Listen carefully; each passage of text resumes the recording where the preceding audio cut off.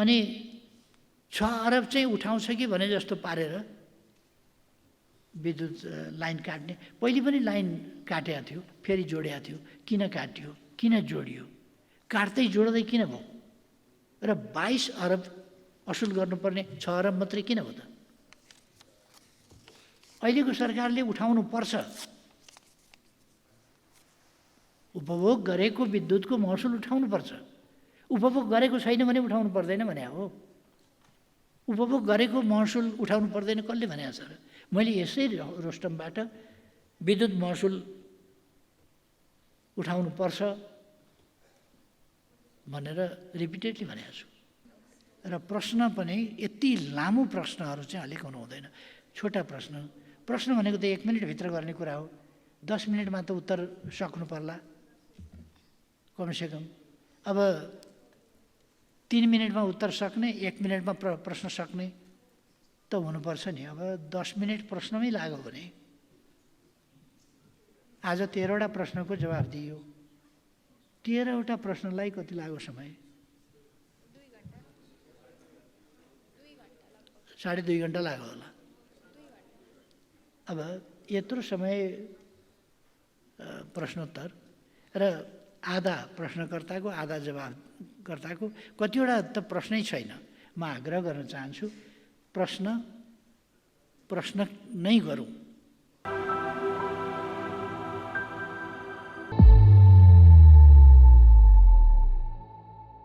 माननीय सदस्य नारायणी शर्मा प्रश्न राख्न सक्नुहुन्छ।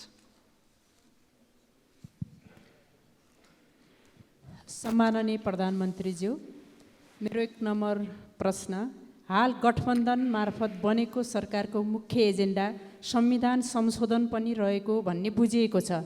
साँच्चीकै जनता र राष्ट्रको पक्षमा संविधान संशोधन गर्दा अहिलेको महँगी र भ्रष्टाचारको मुहान रहेको निर्वाचन प्रणाली बदलेर प्रत्यक्ष निर्वाचित कार्यकारी प्रमुख र पूर्ण समानुपातिक संसद जहाँ महिलाहरूको 51% सहभागिता हुने गरी संविधान संशोधन गर्ने आँट यो गठबन्धन सरकारले गर्न सक्छ त?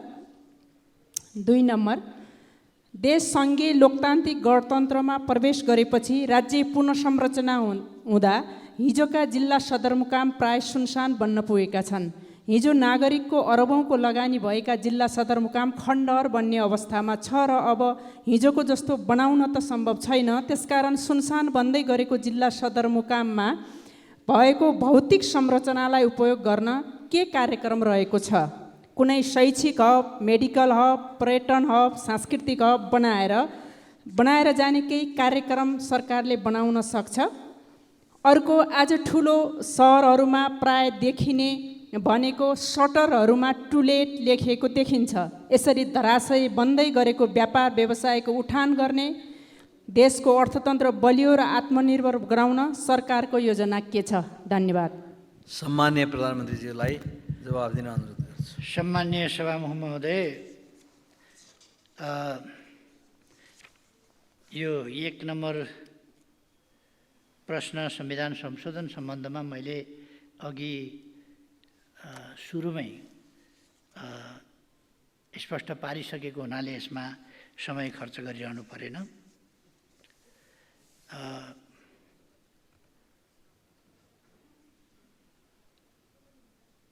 संविधानमा संशोधन हामीले 8 वर्षसम्म यसको कार्यान्वयनमा गरेको अनुभव र देशको आवश्यकताका आधारमा गरिने हो।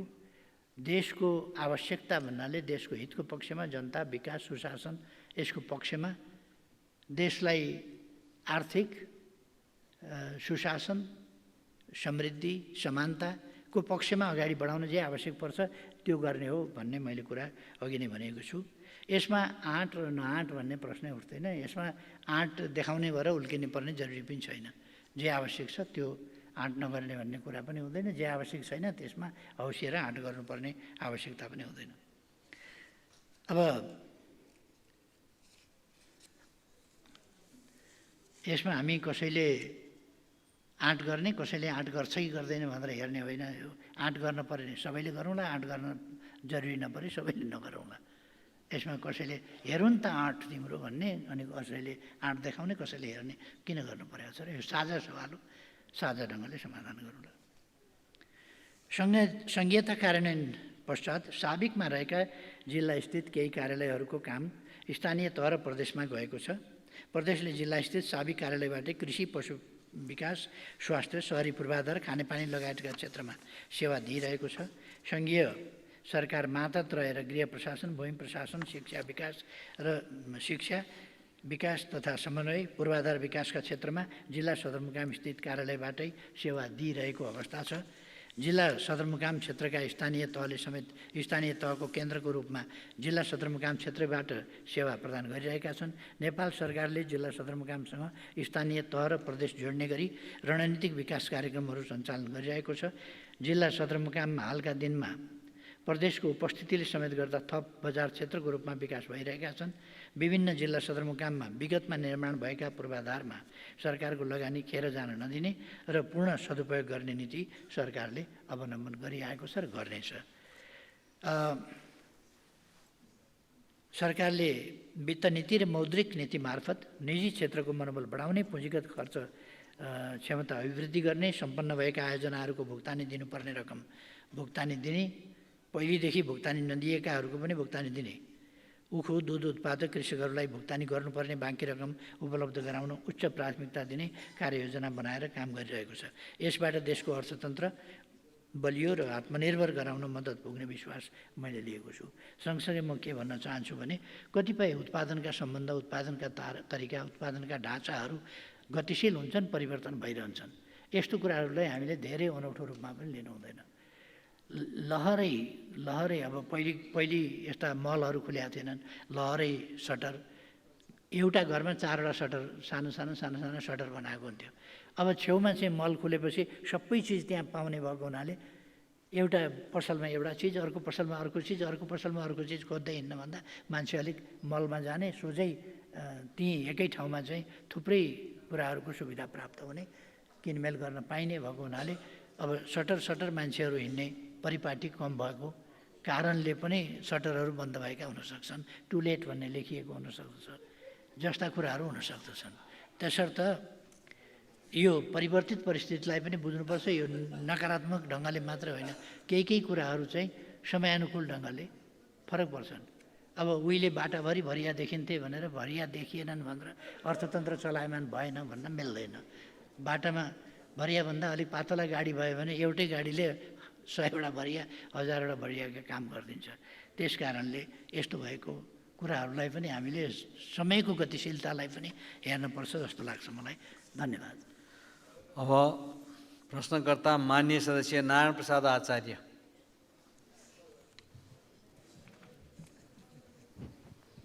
सम्मान्य सभामुख महोदय मार्फत म सम्मान्य प्रधानमन्त्रीज्यूलाई प्रश्न गर्न चाहन्छु।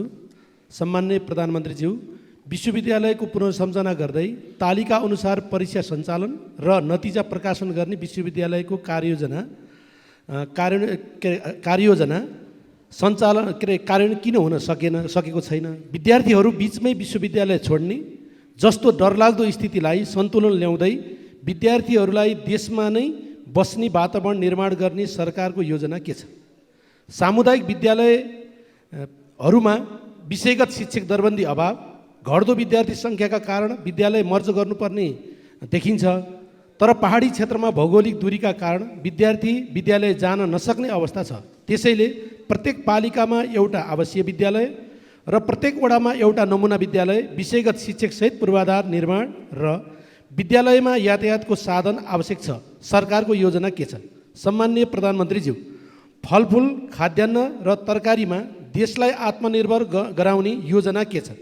छिमेकी मुलुकबाट आयात गरिने कृषिजन्य वस्तुमा गुणस्तर परीक्षण गर्न आवश्यक छ। सरकारले परीक्षणको व्यवस्था कहिले गर्छ? कृषकलाई विश्वासिलो वातावरण सहित देशमा उत्पादित वस्तुको बजारीकरणको योजना के छ? मल, बिउ, बिजन आवश्यक भण्डारण गर्ने योजना के छ? प्रश्न गर्न चाहन्छु, सरकारले सुन्तलालाई राष्ट्रिय फल घोषणा गरेको हुँदा यसको विकास गर्ने सरकारको योजना के छ? निर्वाचन क्षेत्र रणनीतिक सडक पुरा गर्ने योजना, पालिका पहुँच मार्ग, वडा पहुँच मार्ग र ग्रामीण सडक निर्माण गर्ने योजना के छ? सरकारले आइटी प्रणालीलाई प्रणालीहरू मार्फत राजस्व सङ्कलनलाई आधुनिकीकरण गर्दै दक्षता, क्षमता र सुधार गरी सम्भावित भ्रष्टाचार कम गर्न सरकारको योजना के छ? सम्माननीय सभामुख मार्फत सम्माननीय प्रधानमन्त्रीज्यूलाई प्रश्न गर्न चाहन्छु। हस्, धन्यवाद। सम्माननीय प्रधानमन्त्री जवाब दिन सक्नुहुनेछ। सम्माननीय सभामुख महोदय,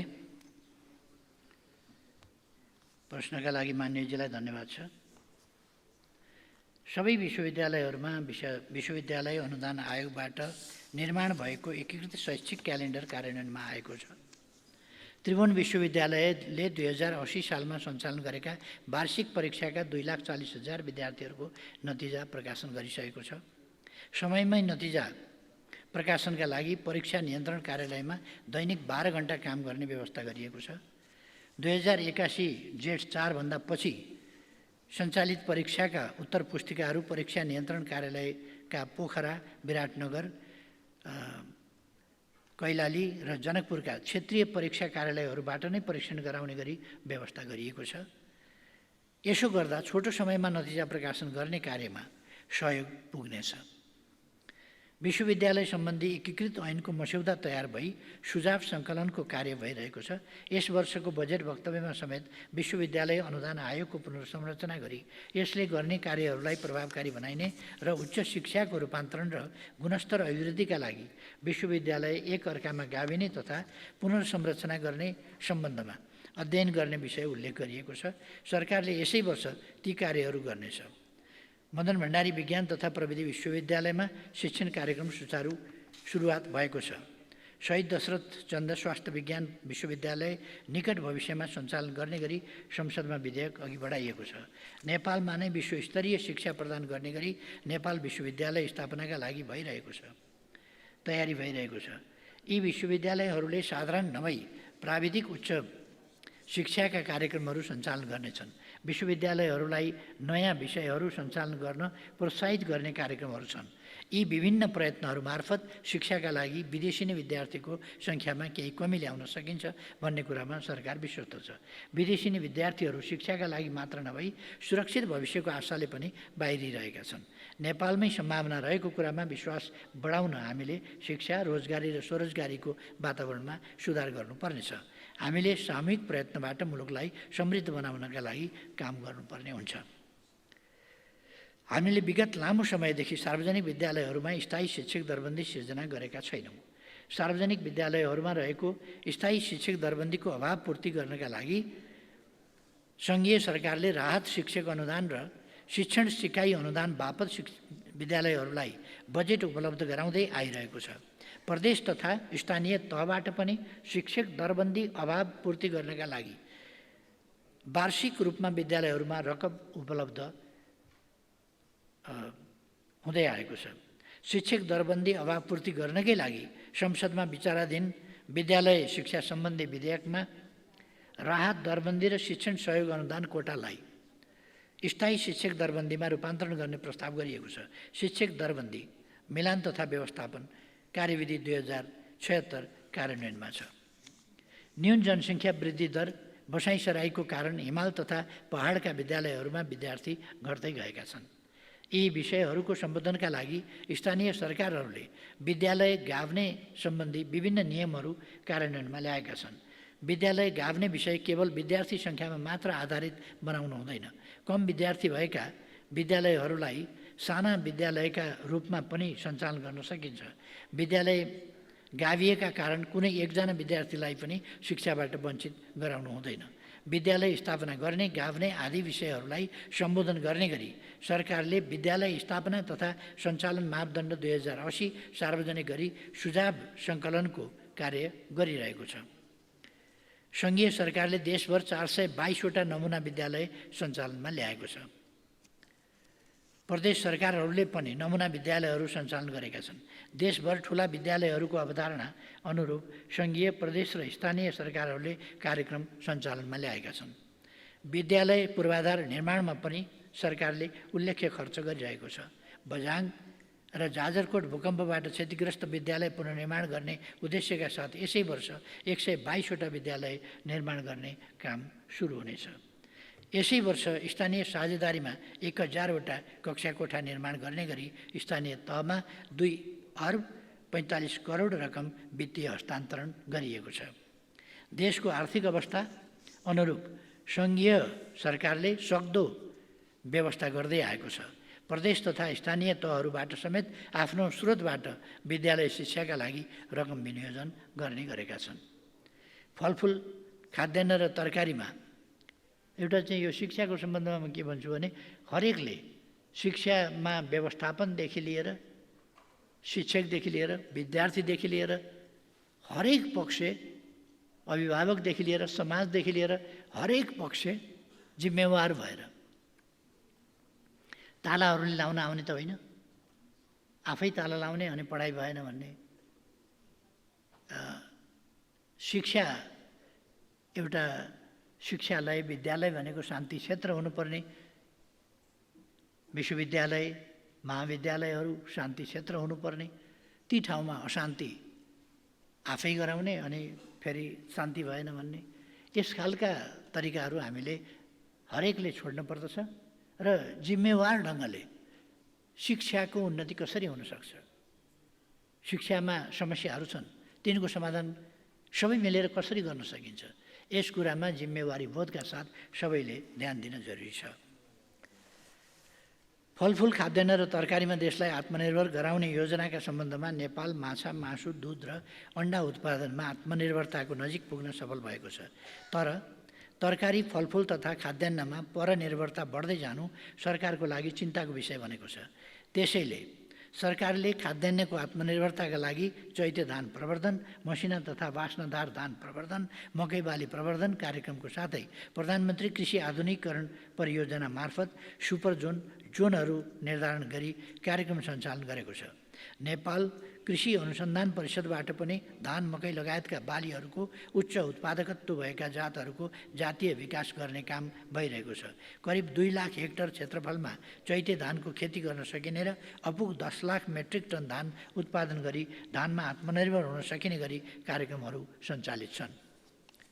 त्यस्तै धेरै आयात हुने तरकारी बालीमा आलु र प्याज उत्पादन लक्षित कार्यक्रमहरू प्रधानमन्त्री कृषि आधुनिकीकरण परियोजना मार्फत तरकारी तथा आलुको 4वटा सुपर जोन, 56वटा तरकारीका जोनहरू मार्फत 91वटा स्थानीय तहहरूमा तरकारी खेती प्रवर्धनका लागि पकेट कार्यक्रमहरू सञ्चालन गरिएको छ। फलफुल खेतीको विस्तारका लागि 37 सदस्यीय तहहरूमा 37 स्थानीय तहहरूमा सशर्त अनुदान र प्रधानमन्त्री कृषि आधुनिकीकरण परियोजना मार्फत फलफुलको 3वटा सुपर जोन, 30वटा जोन मार्फत कार्यक्रम सञ्चालनमा रहेका छन्। पहाडी क्षेत्रको फलफुलको सम्भावना हेरी पहाडी क्षेत्र काष्ठफल तथा फलफुल विकास आयोजनाबाट 34 जिल्लाका 100 स्थानीय तहहरूमा फलफुल विस्तार कार्यक्रम सञ्चालनमा रहेको छ। छिमेकी मुलुकबाट आयात गरिने कृषिजन्य वस्तुमा गुणस्तर परीक्षण गर्न आवश्यक छ। आयातित खाद्य वस्तुको गुणस्तर नियमन, आयात पूर्व स्वीकृति, नाकामा आयात अनुमति र बजारमा बिक्री वितरण भएको अवस्थामा गरी 3 चरणमा गर्ने व्यवस्था गरिएको छ। विदेशबाट आयात हुने खाद्य वस्तुहरूको नियमन खाद्य प्रविधि तथा गुण नियन्त्रण विभागबाट नियमित रूपमा सञ्चालन भइरहेको छ। भन्सार नाकामा खाद्यवस्तु आइसकेपछि खाद्य आयात निर्यात गुणस्तर प्रमाणीकरण कार्यालयहरूमा प्रयोगशाला परीक्षण र गुणस्तर सुनिश्चित गरी आयात अनुमति प्रदान गर्ने व्यवस्था गरिएको छ। उत्पादित वस्तुको बजारीकरण गर्ने सम्बन्धमा व्यवस्थित, सहज र कृषक केन्द्रित बजार प्रणाली स्थापित गर्न स्थानीय तहहरूसँगको साझेदारीमा आधुनिक कृषि बजार पूर्वाधारको निर्माण भइरहेको छ।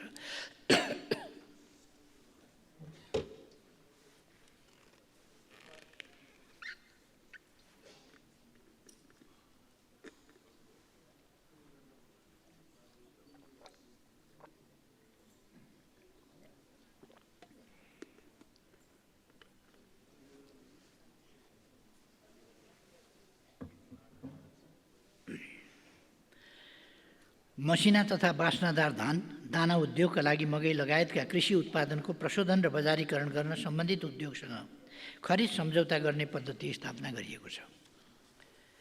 प्रमुख खाद्यान्न बालीहरू धान, मकै र गहुँको समर्थन मूल्य एवं दुध र उखुको बिक्री मूल्य निर्धारण गरिएको छ। यसका अतिरिक्त स्थानीय तथा प्रदेश सरकारबाट समेत समर्थन मूल्य तोक्न सक्ने र कृषि उपजको बजारीकरणमा सहुलियत प्रदान गर्ने व्यवस्था गरिएको छ। मल बिउ बिजन अत्यावश्यक भण्डारण गर्ने योजना सम्बन्धमा प्रत्येक स्थानीय तहमा न्यूनतम क्षमताको मल बिउ बिजन तथा खाद्यान्न भण्डारणका पूर्वाधारहरू विकास गर्दै लैजाने लक्ष्य रहेको छ। साथै हाल कृषि सामग्री कम्पनी लिमिटेड र साल ट्रेडिङ कम्पनीसँग 2,15,000 मेट्रिक टन मलको भण्डारण गर्न सक्ने क्षमता रहेको छ। आयात गरिएको मलको 10% बफर स्टक गरी अभाव भएको क्षेत्र र समयमा उपलब्ध गराउने गरिएको छ। बिउ बिजनको क्षेत्रमा निजी बिउ बिजन कम्पनी तथा बिउ उत्पादक सहकारीहरूसँग 50,000 मेट्रिक टन भण्डारण क्षमता रहेको छ। मन्त्रालयले निजी क्षेत्र, सामुदायिक बिउ बैंक र सहकारीहरूको बिउ उत्पादन र भण्डारण क्षमता बढाउन प्रदेश र स्थानीय तहसँगको सहकार्यमा कार्यक्रमहरू सञ्चालन गरेको छ। हालसम्म 77वटा निजी क्षेत्रका विभिन्न संस्था, कम्पनी तथा सहकारीहरूले मूल स्रोत बिउ उत्पादन अनुमति लिएका र अनुमति लिएका निकायसँग औसतमा करिब 80 देखि 100 मेट्रिक टनसम्म स्रोत बिउ भण्डारण क्षमता रहेको छ, जुन हाललाई पर्याप्त हो। नेपालको राष्ट्रिय फल सुन्तला खेतीलाई विस्तार र विकास गर्न सुन्तला बालीका अनुसन्धान, गुणस्तरीय बिरुवाहरूको उत्पादन तथा वितरण, बगैँचाहरूको विस्तार तथा उत्पादन, भण्डारण तथा बजार व्यवस्थापनमा सुधार भइरहेको छ। सुन्तला जातका बगैँचामा ह्रास रोग नियन्त्रण गर्न विदेशी विशेषज्ञहरू ल्याएर तालिमहरू सञ्चालन गरिएका छन्। प्रधानमन्त्री कृषि आधुनिकीकरण परियोजना मार्फत सुन्तलाको 2वटा सुपर जोन, 18वटा जोन मार्फत प्रादेशिक निकायहरू र 90वटा स्थानीय तहहरू मार्फत सुन्तला क्षेत्र विस्तारको कार्यक्रम सञ्चालन भइरहेको छ। पहाडी क्षेत्र काष्ठफल तथा फलफुल विकास आयोजनाबाट 34 जिल्लाका 100 स्थानीय तहहरू मार्फत सुन्तला बालीको क्षेत्र विस्तार गर्ने योजना रहेको छ। राजस्व प्रणालीलाई आधुनिकीकरण गर्न सरकार आधुनिक सूचना प्रविधिको विकास र विस्तार एवं बहुआयामिक प्रयोग मार्फत राजस्व प्रशासनमा दक्षता र क्षमता सुधार गरी राजस्व परिचालन गर्न लागिरहेको छ। यसका लागि चालु आर्थिक वर्षमा मूल्य अभिवृद्धि करमा दर्ता भएका सबै करदाताले अनिवार्य रूपमा विद्युतीय प्रणालीबाट बीजक जारी गर्नुपर्ने व्यवस्था क्रमशः कार्यान्वयन गरी वार्षिक रु 25 करोडभन्दा बढीको कारोबार गर्ने सबै करदाताको कारोबारलाई केन्द्रीय बीजक अनुगमन प्रणालीमा आबद्ध गरिनेछ। साथै स्थानीय तहसँग समन्वय र सहकार्य गरी एकीकृत रूपमा करदाता दर्ता र करका विवरण सङ्कलन गर्न सूचना प्रणालीको विकास गर्ने, बैंक तथा वित्तीय संस्थामा र कर सूचना प्रणालीमा पेश गरिएका वित्तीय विवरण बीच आबद्धता कायम गर्ने स्वचालित प्रणाली विस्तार गरी लागू गर्ने, करदाताले बुझाउनु पर्ने विवरण बुझाएको र कर बक्यौता नरहेको अवस्थामा करदाता स्वयंले QR कोड सहितको कर चुक्ता प्रमाणपत्र प्राप्त गर्न सक्ने प्रणालीको विकास गर्ने, व्यावसायिक कारोबारको भुक्तानी विद्युतीय माध्यम वा QR कोड मार्फत गर्दा व्यावसायिक खातामा भुक्तानी गर्नुपर्ने कानुनी व्यवस्था गर्ने, कर परीक्षण तथा अनुसन्धानलाई स्वच्छ, पारदर्शी र आधुनिक बनाउन एसेसमेन्ट तथा फेसलेस अडिट लागू गर्ने र राजस्व प्रशासनमा इन्टेलिजेन्स युनिट खडा गरी सूचनाको प्राप्ति, वर्गीकरण, एकीकरण र विश्लेषण गर्ने प्रणालीको विकास गर्ने जस्ता सुधारका कार्य अगाडि बढाइनेछ। धन्यवाद मान्यजीलाई। अब प्रश्नकर्ता मान्य सदस्य नयनकला थापा।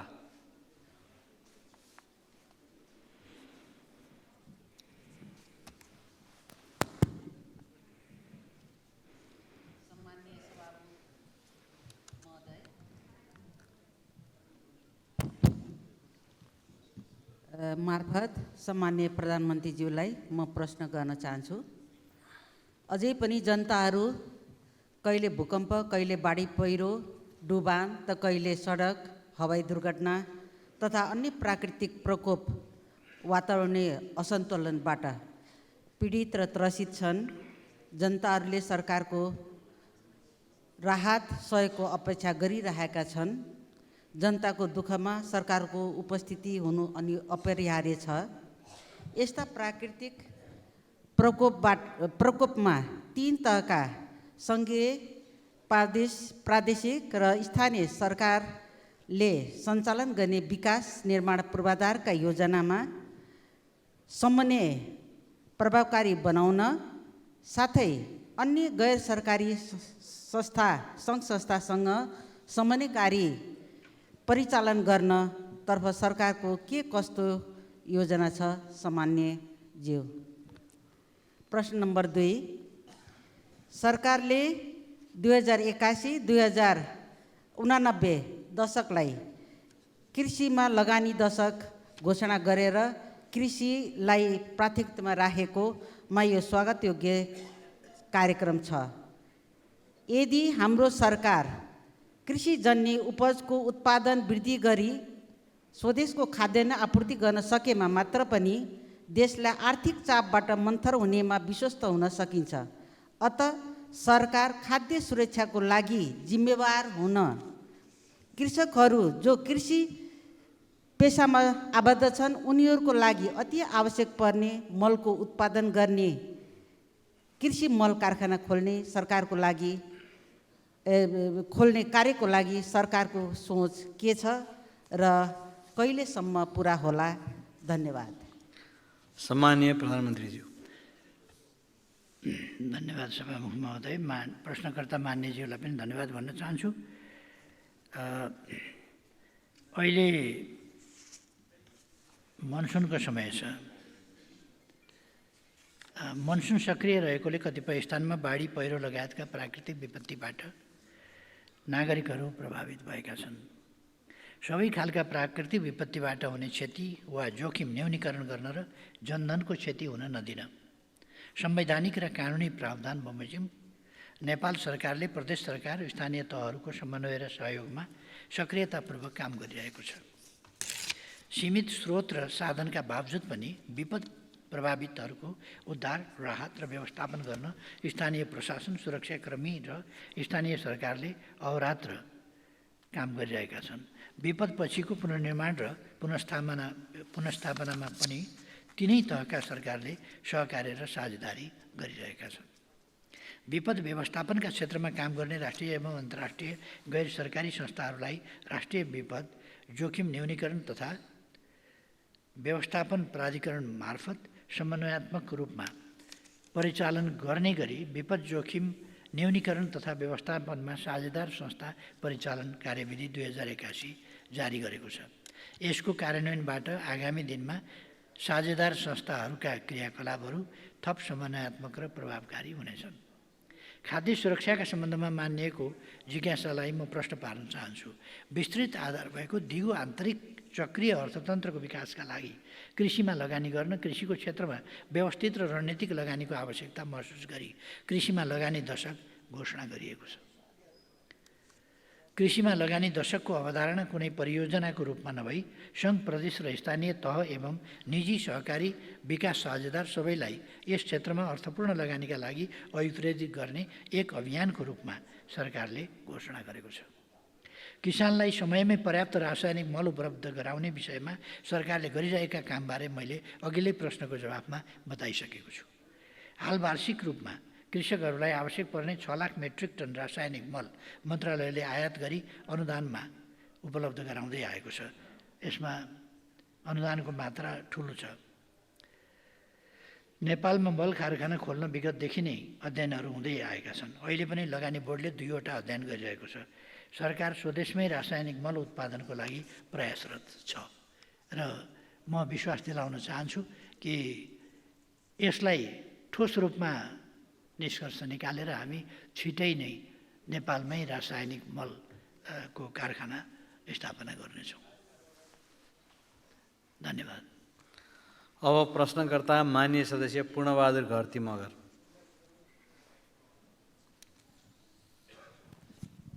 सम्मान्य सभामुखज्यू, सभामुखको अनुमतिले सम्मान्य प्रधानमन्त्रीज्यूबाट निम्न प्रश्नहरूको जवाफ चाहन्छु। सम्मान्य प्रधानमन्त्रीज्यू, यही श्रावण 32 गते बिहान अमेरिकी स्टेट डिपार्टका deputy secretary R Verma Nepal आएर सरकारसँग घनीभूत छलफल भएको भन्ने सुन्नमा आयो।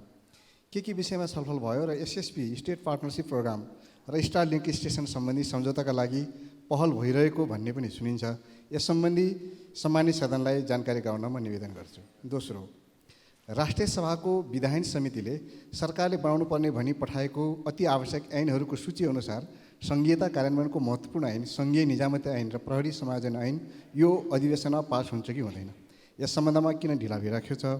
अर्को, हिजो सर्वसाधारण जनतालाई लोडसेडिङमा राखेर उद्योगी व्यवसायलाई दिएको विद्युतको बक्यौता नतिर्ने उद्योगीहरूबाट बक्यौता उठाएर सर्वसाधारण उपभोक्तालाई सहुलियत दिन हुँदैन? धन्यवाद। सम्माननीय प्रधानमन्त्रीज्यू।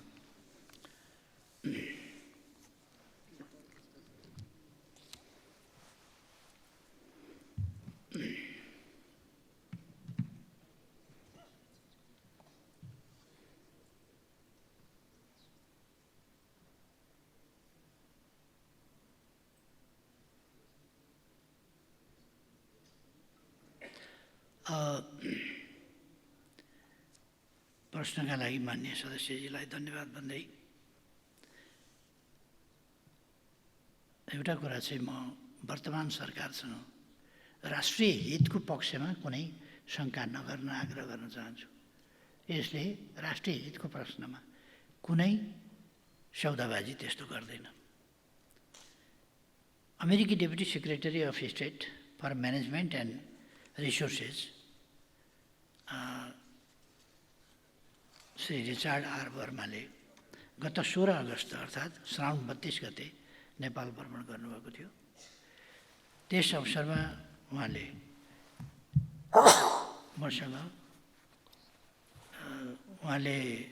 मसँग र माननीय परराष्ट्र मन्त्रीसँग शिष्टाचार भेट गर्नुभएको थियो र बेलुका फर्किनु भएको थियो।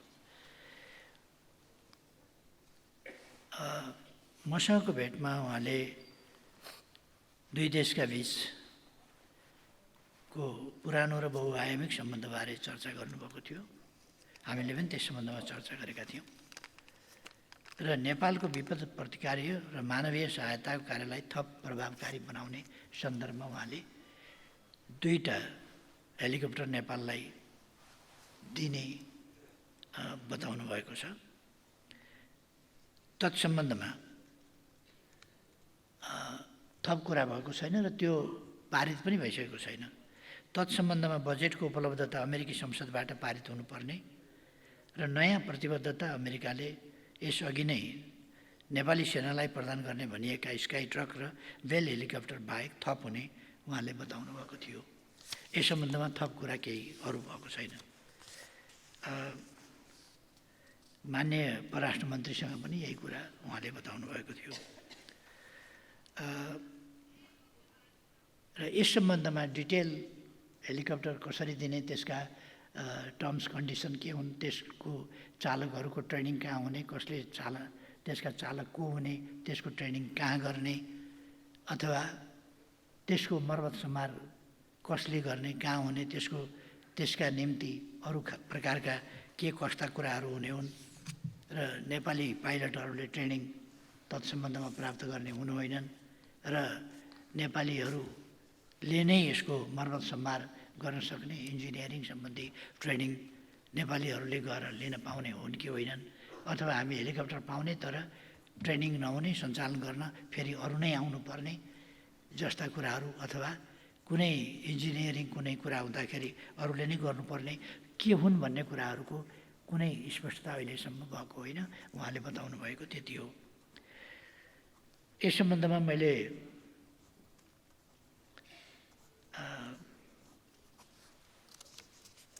एसपिपी जस्ता कुरा, अरू कुराहरू कुनै विषयमा चर्चा नभएको म यस गरिमामय सदनलाई जानकारी गराउन चाहन्छु।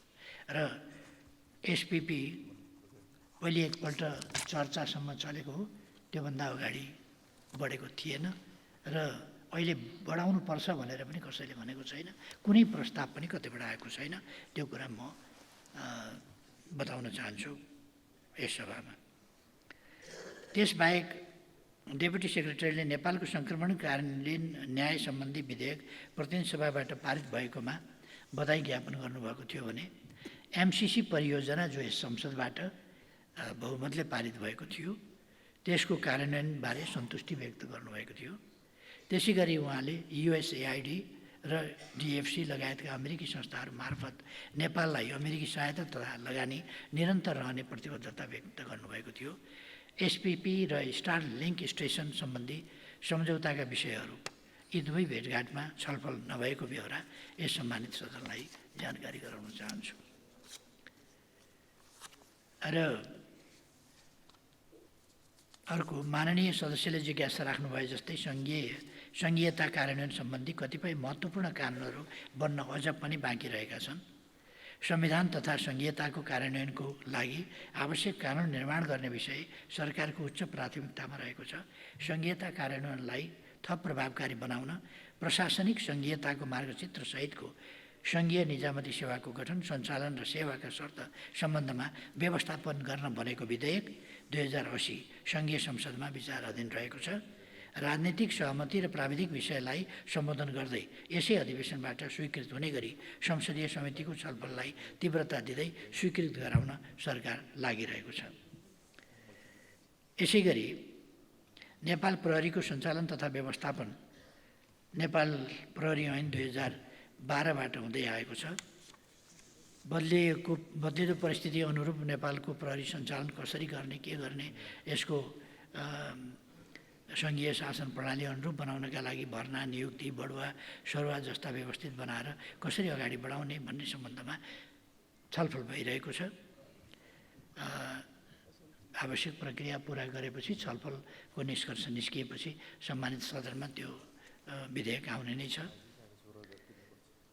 त्यसको मस्यौदा डेडिकेटेड र ट्रङ्क लाइनका विद्युत उपभोक्ताहरूबाट सरकारले बगौता महसुल उठाउँछ। एउटा बडो हल्ला चलाइया छ।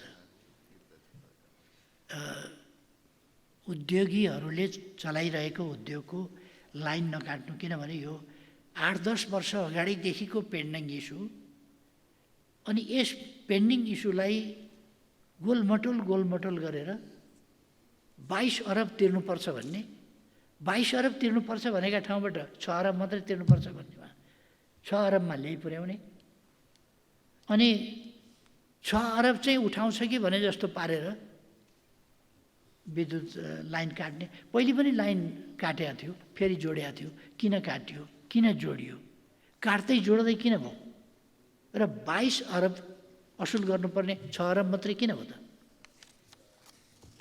अहिलेको सरकारले उठाउनु पर्छ। उपभोग गरेको विद्युतको महसुल उठाउनु पर्छ। उपभोग गरेको छैन भने उठाउनु पर्दैन भने हो। उपभोग गरेको महसुल उठाउनु पर्दैन कसले भने छ र? मैले यसै रोस्टमबाट विद्युत महसुल उठाउनु पर्छ भनेर रिपिटेडली भनेको छु। महसुल उठाउनु पर्छ। जसले महसुल नउठाएर समस्या पैदा भयो, जसले महसुल घुमाइ फिराइकन कहाँ गयो 16 अरब, 22 अरब उठाउनु पर्ने भनेर महालेखाको प्रतिवेदनमा बुझाएर महालेखाको प्रतिवेदन संसदमा पेश भएको छ। 22 अरब उठाउनु पर्ने भन्ने, 22 अरब उठाउनु पर्ने भन्ने महालेखाको प्रतिवेदन छ र वार्षिक प्रतिवेदन गरिमामय संसद समक्ष प्रस्तुत भएको छ। राष्ट्रपति कहाँ प्रस्तुत भएर संसदमा आएको छ। अनि अहिलेको सरकारले नउठाउन खोज्यो भनेर यो प्रचारको तरिका अचम्म लाग्छ। हामीले भनेको उठाउन नउठाउने, 22 अरबलाई 6 अरबमा झार्ने, अनि विद्युत महसुल काटेर उद्योगहरू उत्पादनमा यसै घाटा छ, विद्युत बढी भएर फ्लो भइराखेको छ, ओभरफ्लो स्पिल ओभर भइराखेको छ। यस्तो अवस्थामा विद्युतको महसुल, यस्तो अवस्थामा विद्युत महसुल उठाउनुपर्छ र पुराका पुरा विद्युत महसुल उठाउनुपर्छ। जति उपभोग गरेको छ त्यस विद्युतको महसुल उठाउनुपर्छ। छोडियो किन? 22 अरब भनियो किन? थिएन भने भनियो किन? महालेखाको प्रतिवेदनमा आयो कसरी? राष्ट्रपति कहाँ बुझाइयो कसरी? संसदमा बुझाइयो कसरी? अनि ठुला कुरा गरेर हुन्छ। त्यसकारण म अहिले पनि भन्न चाहन्छु, फेरि दोहोऱ्याएर भन्न चाहन्छु, विद्युत महसुल, सम्पूर्ण महसुल उठाउनु पर्ने महसुल उठाउनुपर्छ। हामीले देशको उद्योगलाई घाटा पर्ने, उत्पादनलाई घाटा पर्ने विद्युतको टर्बाइन बन्द गरेर राख्नु पर्यो। विद्युतको एकातिर उत्पादन बन्द गरेर राख्नुपर्ने, अर्कातिर उद्योग चल्न नदिएर लाइन काट्नुपर्ने। लाइन विद्युत कम भएर लाइन काटे पनि होइन, अनि उद्योग चल्न मात्रै नदिने कारण के त? विद्युतको लाइन मात्रै काट्नुपर्ने कारण के त? अनि के बार्गेनिङ हो त्यो? 16 अरब छुट दिएर 6 अरब उठाउन चाहिँ यो तमासा चाहिँ के हो त? त्यसर्थ यो प्रचारबाजीको विषय होइन। कसैलाई हिरो बनाउने, कसैलाई के गर्ने, यस्ता प्रयासहरूको कुनै अर्थ पनि छैन। ती प्रयासहरू काम पनि लाग्दैन। तर प्रयास चाहिँ जारी छन्। व्यक्ति विशेषलाई हिरो बनाउने किन खोजी हुँदैन? हेटौँडामा भएका त्यत्रा ट्रान्सफर्मरहरूको खोलावारी खोला पारी लस्कर छ। ट्रान्सफर्मरहरू सडेर बसेका छन्, कुहेर बसेका छन्। राज्यको सम्पत्ति, तामाको चिज राख्नुपर्ने ठाउँमा अल्मुनियम राखेर काम नलागेर ती ट्रान्सफर्मर त्यत्तिकै राखेका छ। त्यसका लागि कोही जिम्मेवार हुनुपर्छै पर्दैन? कोही छैन भने ठेकेदार जसले ठेका लिएको छ, के भनेर ठेका लिएको थियो त्यस अनुसार भयो कि भएन, या कम सलै ल्याउनु भनेर ठेका लगाएको थियो कि किन्न लगाउँदा के भनेर, के निर्णय अन्तर्गत किन्न लगाइएको थियो? यही काठमाडौँ भक्तपुरतिर फ्याँकेका ट्रान्सफर्मरहरू के भएका हुन्थेन? तिनीहरूको छानबिन हुनुपर्छ कि पर्दैन? अनि सत्यलाई ढाकछोप गर्नका लागि चर्का आवाज निकालेर जनतालाई भ्रममा पारेर अनि भ्रष्टाचार भ्रष्टाचार भनेर कराएर अनि भ्रष्टाचारलाई चाहिँ झ्याप्प छोप्यो। त्यो खालका तरिकाहरू अहिलेको सरकारले अपनाउँदैन। त्यसकारण म स्पष्ट भन्न चाहन्छु फेरि पनि, कुनै रकममा कहीँ उपयोग गरेका विद्युतको महसुल असुल गर्ने कुरामा कुनै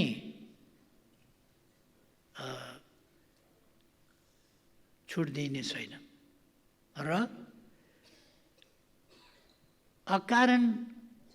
कारण त अलिकति होला, तर अनुपयुक्त ढङ्गले जसरी विद्युत काटियो, उद्योगलाई दिइरहेको विद्युत उत्पादनमा कमी हो। मजदुरहरू त्यत्तिकै बसे, अरू त्यत्तिकै बसे, इन्जिन त्यत्तिकै बसे, मान्छे त्यत्तिकै, उत्पादन भएन। उत्पादन नभएपछि के हुने भयो भने तिनीहरूले उत्पादन गरेर जहाँ सप्लाई गर्थे त्यो सप्लाई नहुने भयो। कति दिनसम्म उसले उत्पादन नभएपछि सोरुम खाली राखेर बस्छ, अन्तबाट किन्छ नि उसले। त्यसकारण ती उद्योगहरूले जहाँ बेच्ने गरेका थिए त्यहाँ बाहिर नपाउने भए। अर्कोतिर जहाँबाट सामग्री किन्ने गरेका थिए कच्चा पदार्थ, यहाँ नलिने भइसकेपछि, उद्योग नचलेपछि लिने भएन। नलिएपछि अनि उनीहरूले सप्लायरबाट सप्लाई पनि नपाउने भए। प्रोडक्सनको उनीहरूको चेन नै, इन्डस्ट्रीको एक तहमा भन्ने हो भने इन्डस्ट्रीको तत्त्व नै ब्रेक हुने भयो। त त्यसो भएर यस्ता खालका कुराहरू हुनु हुँदैन भनेर सरकारले जिम्मेवारीपूर्वक ढङ्गले विद्युत प्राधिकरणलाई भनेको हो। यो किन छोडियो, किन उठाइएन, किन तबसम्म उठाइएन, किन समयमा भुक्तानी लिइएन, त्यति बेरै यसको छिनोफानो किन गरिएन?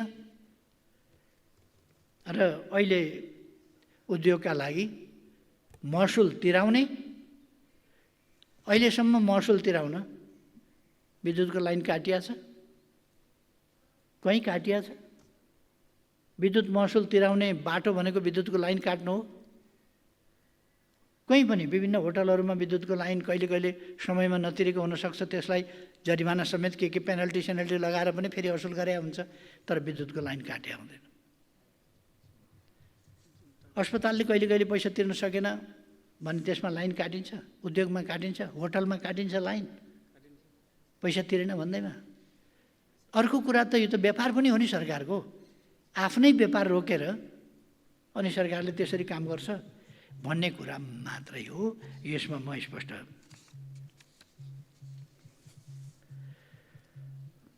यस्तो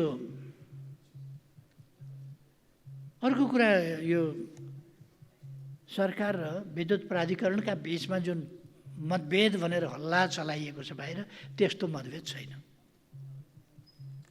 यो विद्युत प्राधिकरणलाई सरकारले भन्यो, यसो गरे होला, सुझाव दियो, उहाँहरूले आफै निर्णय गर्नुभयो, आफै लाइन जोड्नुभयो त, सरकारले गरेर जोडिदिया त होइन नि त, उहाँहरूले जोड्नुभयो।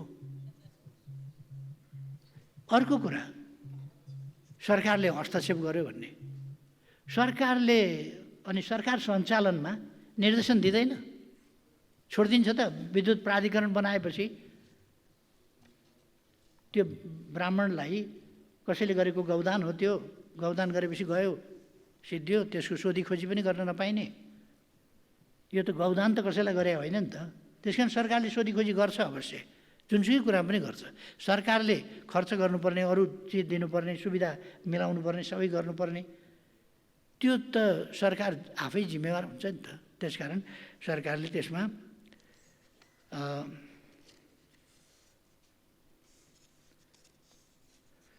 म स्पष्ट भन्न चाहन्छु, बक्यौता हामी उठाउँछौँ, छोड्दैनौँ, तर उद्योग बन्द गरेर होइन, चलाएरै। उद्योग बन्द गरेर बक्यौता उठ्छ भन्ने कुरा होइन, गलत हो। उद्योग नै बन्द हुँदा बक्यौता उठ्ने आधार पनि बन्द हुन्छ। त्यहाँ रोजगारी पाएकाको रोजगारी बन्द हुन्छ, उद्योग भएपछि उत्पादन पनि घट्छ, व्यापार घाटा बढ्छ। यी सबै कुरा ध्यान दिनु पर्दैन। त्यसकारण म फेरि पनि भन्न चाहन्छु, औद्योगिक ग्राहकसँग लिनुपर्ने खपत अनुसारको महसुल मिना गरिएको भन्ने झुटो सूचनाको पछि नलाग्न म सबैलाई आग्रह गर्न चाहन्छु। यो झुटो सूचना हो र 22 अरब भनेर संसदमा रिपोर्ट आएको छ, 6 अरब मात्रै उठाउनु पर्ने भन्ने अहिले विद्युत प्राधिकरणले भनेको छ भने यसमा यो मिना गरेको पनि अहिलेको सरकार बनेपछि अहिलेको सरकारले होइन है, स्पष्ट होस्। र यस्तो झुटो सूचनाको पछि नलाग्नका लागि म सबैलाई आग्रह गर्न चाहन्छु। सरकारले विभिन्न सहुलियत मार्फत सर्वसाधारणले खपत गर्ने विद्युतको शुल्कमा छुट दिएको छ। मासिक 21 लाख सर्वसाधारणलाई 20 युनिटसम्मको विद्युत निःशुल्क दिइएको छ। सर्वसाधारणलाई 20 युनिटसम्म खपत गर्ने उपभोक्ताहरूलाई केवल मासिक 30 रुपियाँ तिरे पुग्ने व्यवस्था गरिएको छ। त्यस्तै सिँचाइ वर्गका ग्राहकलाई प्रति युनिट 2 रुपियाँ 25 पैसाका दरले विद्युत उपलब्ध गराइएको छ भने सामुदायिक खानेपानीमा डिमान्ड चार्ज पुरै मिना गरी प्रति युनिट 4 रुपियाँ 20 पैसाको दरले विद्युत उपलब्ध गराइएको छ। चार्जिङ स्टेसनलाई सहुलियत दरमा प्रति युनिट 5 रुपियाँ 75 पैसाका दरले विद्युत उपलब्ध गराइएको छ। आगामी दिनमा सर्वसाधारणले उपभोग गर्ने विद्युत महसुल दर थप घटाउन सकिन्छ। औद्योगिक ग्राहकलाई शुल्क मिना गरेको, सर्वसाधारणसँग कसेर महसुल उठाएको भन्ने हल्लाको पछि यो नितान्त हल्ला र यो मलाई लाग्छ यो नजानेर होइन, जानी बिजिकन चलाइएको हल्ला। यस्ताको पछि नलाग्न र तथ्यहरू हेर्न, बुझ्न र बुझेर यसको सत्य बुझेर अगाडि बढ्न म सबैलाई पनि आग्रह गर्न चाहन्छु र प्रश्नकर्ता मान्यज्यूलाई पनि अनुरोध गर्न चाहन्छु। धन्यवाद। अब प्रश्नकर्ता माननीय पुष्पबहादुर शाह।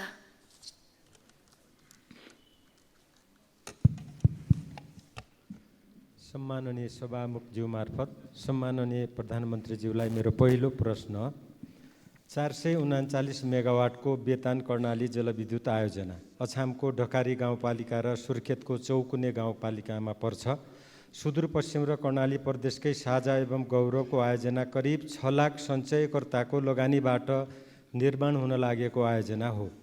2088 सालबाट व्यावसायिक उत्पादन सुरु गर्ने लक्ष्य लिएको छ। यो आयोजनालाई विद्युत विकास विभागले 2 वर्षदेखि अहिलेसम्म उत्पादन अनुमति पत्र लाइसेन्स दिएको छैन। यसमा ढिलाइ हुनुको कारण के होला?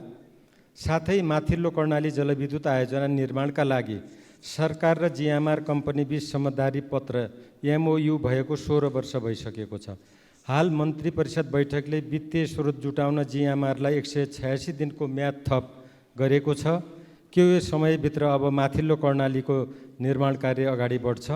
प्रश्न नम्बर 2, 2034 सालमा निर्माण भएको जिल्ला अस्पताल अछाम हालसम्म टिनको छानामुनि सञ्चालनमा रहेको छ। अस्पताल निर्माणका लागि 50 करोडको ठेक्का आह्वान भए तापनि बजेट सुनिश्चितता नभएको कारणले ठेक्का सम्झौता हुन सकेको छैन। बजेट सुनिश्चित कहिले हुन्छ र निर्माण कहिले अगाडि बढ्छ? यो प्रश्न गर्न चाहन्छु। धन्यवाद। सम्माननीय प्रधानमन्त्री। मान्यज्यूले उठाउनु भएको वेतन कर्णाली जलविद्युत आयोजनाको अनुमति पत्र सम्बन्धमा 439 मेगावाट क्षमताको अर्धजलाशययुक्त आयोजना वेतन कर्णाली सञ्चयकर्ता हाइड्रो पावर कम्पनी लिमिटेडले विद्युत उत्पादनको अनुमति प्राप्त गर्न मिति 78/11/10 विद्युत विकास विभागमा दरखास्त दिएको थियो। विद्युत आयोजनाको अनुमति पत्र सम्बन्धी निर्देशिका 2075 बमोजिम उत्पादन अनुमति पत्र प्राप्त गर्न प्रवर्धकले पेश गर्नुपर्ने कागजातहरू ढिला गरी प्राप्त भएकोले विभागले विद्युत उत्पादनको अनुमति पत्र प्रदान गर्ने प्रयोजनका लागि मिति 80/12/26 गते विद्युत नियमावली 2050 को दफा 16 बमोजिम सार्वजनिक सूचना प्रकाशित गरेको थियो। आयोजनाको वातावरणीय प्रभाव मूल्याङ्कन प्रतिवेदन 80/9/17 स्वीकृत भएको छ। वेतन कर्णाली सञ्चयकर्ता हाइड्रो पावर कम्पनी लिमिटेडले विद्युत आयोजनाको अनुमति पत्र सम्बन्धी निर्देशिका 2075 बमोजिम पेश गर्नुपर्ने नेटवर्थ सम्बन्धी कागजातहरू 2081 श्रावणमा पेश गरेको छ। वेतन कर्णाली अर्धजलाशययुक्त आयोजनाको अध्ययन प्रतिवेदन बमोजिम आयोजनाको अधिकतम जलाशयको सतह अपर कर्णाली कम्पनी लिमिटेडद्वारा प्रस्तावित 900 मेगावाटको माथिल्लो कर्णाली जलविद्युत आयोजनाको ट्रेल रेसको पानीको सतहसम्म पुग्ने देखिएकाले यस सम्बन्धमा अपर कर्णाली कम्पनी लिमिटेडबाट सहमति प्राप्त गर्न ऊर्जा जलस्रोत तथा सिँचाइ मन्त्रालय, लगानी बोर्डको कार्यालय, विद्युत विकास विभाग र प्रवर्धक वेतन कर्णाली सञ्चयकर्ता हाइड्रो पावर कम्पनी लिमिटेडबाट प्रयास भइरहेको छ। त्यसै गरी माथिल्लो कर्णाली जलविद्युत आयोजनाको वित्तीय व्यवस्थापन सम्बन्धमा स्पष्ट गर्न चाहन्छु। माथिल्लो कर्णाली जलविद्युत आयोजनाको वित्तीय व्यवस्थापनका लागि नेपाल सरकार मन्त्री परिषदले पछिल्लो पटक मिति 79/3/31 2 वर्ष अवधि थप गरेको थियो। नेपाल सरकारको उक्त निर्णय विरुद्ध सर्वोच्च अदालतमा मुद्दा परेको र उक्त मुद्दामा सर्वोच्च अदालतले मिति 79/7/17 म्याद थप कार्यान्वयन नगर्न अन्तरिम आदेश दिएको थियो भने मिति 80/1/24 को संवैधानिक इजलासले फेरि म्याद थप नगर्न नेपाल सरकार मन्त्री परिषदलाई निर्देशनात्मक आदेश दिएको थियो। अदालतको सोही आदेश बमोजिम नेपाल सरकारले जिएमआरलाई अन्तिम आदेशका कारण गुमेको 186 दिनको म्याद थप गरेको र सोको जानकारी लगानी बोर्डले 81/4/27 जिएमआरलाई दिएको देखिन्छ। यस अवस्थामा तोकिएको अवधिमा प्रवर्धक जिएमआरले वित्तीय व्यवस्थापन गरी माथिल्लो कर्णाली आयोजनाको निर्माण कार्य अगाडि बढाउनु पर्ने देखिन्छ। अर्को प्रश्नमा जिल्ला अस्पताल अछामको भवन निर्माण गर्ने विषय सरकारको प्रमुख प्राथमिकतामा रहेको जानकारी दिन चाहन्छु। हामीसँग स्रोत र साधन सीमित छ। उपलब्ध स्रोत र साधनलाई प्राथमिकीकरण गरी यस्ता अस्पताल निर्माण गर्न गत आर्थिक वर्षमा बजेट प्रस्ताव नभएको भए आगामी आर्थिक वर्षको बजेट तर्जुमा गर्दा विषयगत मन्त्रालयबाट प्राथमिकतापूर्वक प्रस्ताव गर्ने जानकारी दिँदै निर्माण कार्य अगाडि बढ्ने विश्वास दिलाउन चाहन्छु। धन्यवाद। अब प्रश्नकर्ता माननीय नागिना यादव।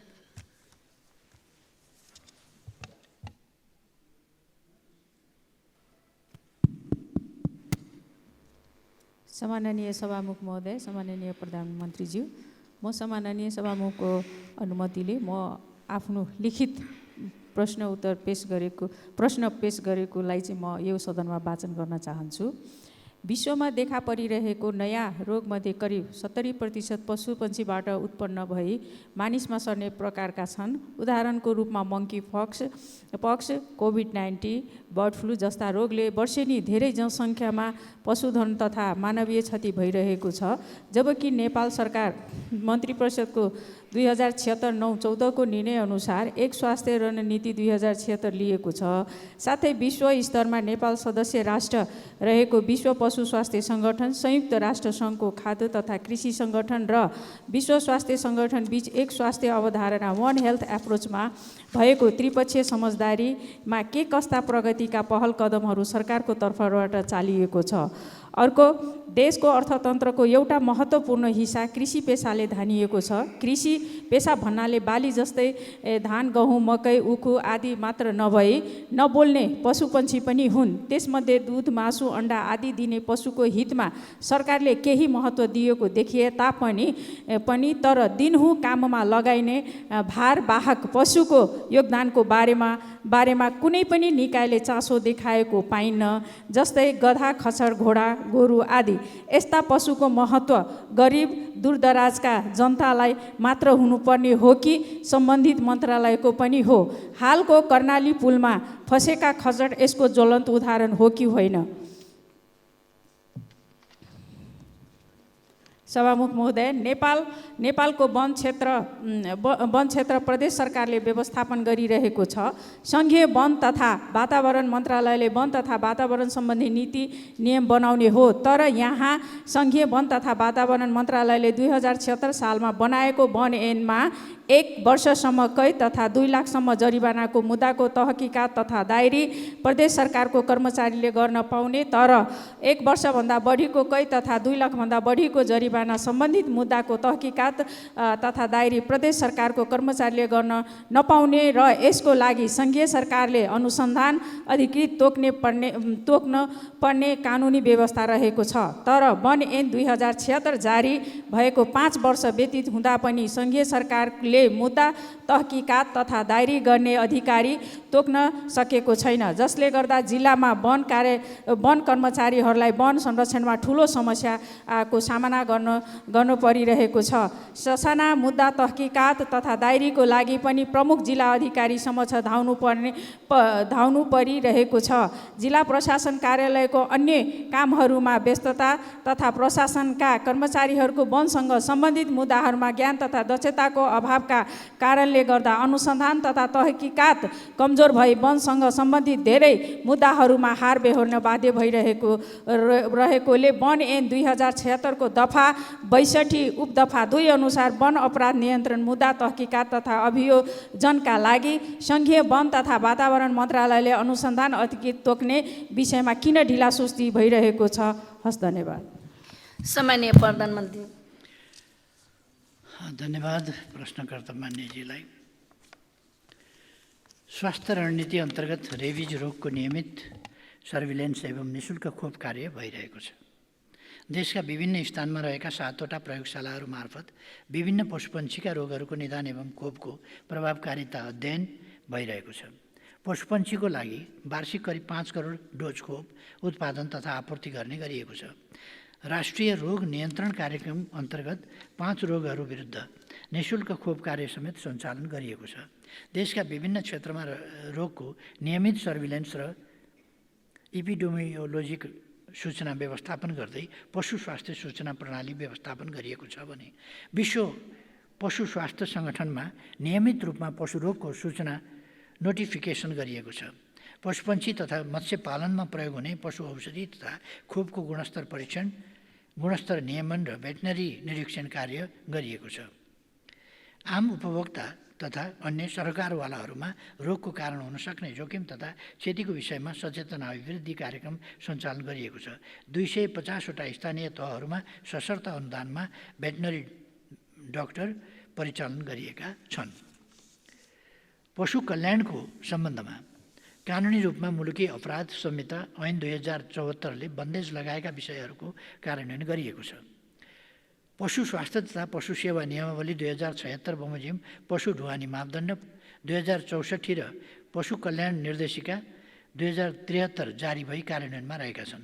पशुप्रति हुने निर्दयी व्यवहार रोक्न पशु कल्याणको क्षेत्रमा कार्य गर्न पशु सेवा विभाग अन्तर्गत एक कार्यालय स्थापना गर्ने गरी सङ्गठन तथा व्यवस्थापन सर्वेक्षण अगाडि बढाइएको छ। संविधान अनुसार नेपाल सरकार वादी हुने मुद्दा चलाउने अधिकार महान्यायाधिवक्तामा रहेको छ। मुलुकी अपराध संहिता मुलुकी अपराध संहिता ऐन 2074, मुलुकी फौजदारी कार्यविधि संहिता ऐन 2074 र फौजदारी कसुर सजाय निर्धारण तथा कार्यान्वयन ऐन 2074 अनुसार फौजदारी मुद्दा नेपाल सरकार बादी भएर नेपाल सरकारको नामबाट मात्र दायर हुने प्रावधान रहेको छ। वन ऐन 2076 को दफा 63 मा वन ऐन अन्तर्गतको मुद्दा नेपाल सरकार बादी हुने व्यवस्था रहेको छ। नेपालको संविधानमा भएको प्रावधान अनुसार वन ऐन 2076 को दफा 62 मा 1 वर्षभन्दा बढी कैद सजाय हुने मुद्दाको अनुसन्धान नेपाल सरकारको कर्मचारीले गर्ने र वन ऐन 76 को दफा 67 मा 2 लाख रुपियाँसम्म जरिमाना वा 1 वर्षसम्म कैद वा दुवै सजाय हुने मुद्दा नेपाल सरकारको डिभिजन वन अधिकृत मुद्दा हेर्ने अधिकारीले कारबाही र किनारा गर्ने व्यवस्था रहेको छ। वन ऐन 2076 को दफा 2 को खण्ड ज मा डिभिजन वन अधिकृत भन्नाले प्रचलित कानुन बमोजिम नेपाल सरकारले खटाएको डिभिजन वन कार्यालयको प्रमुख सम्झनुपर्छ भन्ने प्रावधान रहेको छ भने वन ऐन 2076 को दफा 2 को खण्ड 6 मा डिभिजन वन कार्यालय भन्नाले प्रदेश सरकार अन्तर्गतको डिभिजन वन कार्यालय सम्झनुपर्छ भन्ने उल्लेख छ। माथि उल्लेखित संवैधानिक तथा कानुनी प्रावधान अनुसार प्रदेश सरकार अन्तर्गतको डिभिजन वन कार्यालयको प्रमुख डिभिजनल वन अधिकृत नेपाल सरकारको हुनुपर्दछ। तर नेपाल सरकारबाट मिति 75/3/32 मा स्वीकृत संगठन संरचना अनुसार प्रदेश सरकार अन्तर्गतको डिभिजन वन कार्यालयको प्रमुख प्रदेश सरकार अन्तर्गतको दरबन्दीमा रहेको छ। हाल डिभिजन वन कार्यालयका प्रमुख डिभिजनल वन अधिकृतहरू समायोजन ऐनअनुसार समायोजन भई प्रदेश सरकार प्रदेश सेवा अन्तर्गत रहेका छन्। यही कारणले डिभिजनल वन अधिकृतको क्षेत्राधिकारभित्र वनको अपराध अन्तर्गतको मुद्दाको कारबाही र किनाराका लागि समेत अदालत जानुपर्ने अवस्था रहेको छ। वनको संरक्षण खास गरी वन ऐन 2076 को दफा 57 को विशेष अधिकार प्रयोगमा समस्या आएको छ। यस समस्यालाई सम्बोधन गर्न सरकार तयार छ। धन्यवाद। अब प्रश्नकर्ता माननीय पशुपति शमशेर जबरा।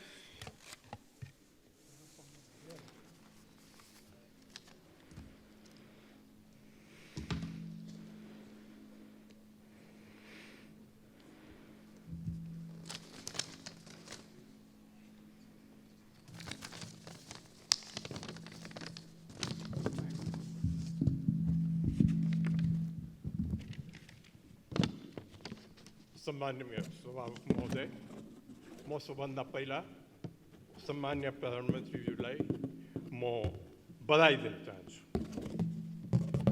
मेरो प्रश्न एउटा सरल र छोटो छ। नेपाली कांग्रेस र नेकपा एमाले बीचको वर्तमान सत्ता समीकरणको प्रमुख उद्देश्यहरू मध्ये एक वर्तमान संविधान संशोधन पनि हो भनिएको छ। संविधानको कुन कुन बुँदाहरूमा संशोधन गर्ने सरकारको उद्देश्य हो र संशोधन प्रक्रिया के हो प्रश्न पार्न अनुरोध गर्दछु। सम्माननीय प्रधानमन्त्री। सम्माननीय सभामुख महोदय,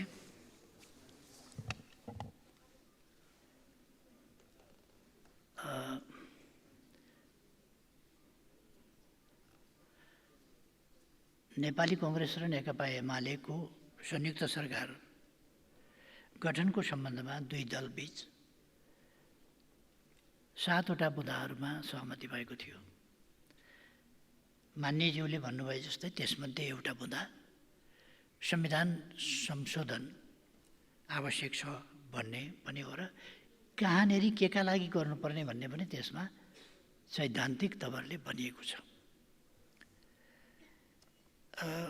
यस सम्बन्धमा मैले यस सदनमा पनि र बाहिर पनि पटक पटक स्पष्ट पारिसकेका छु।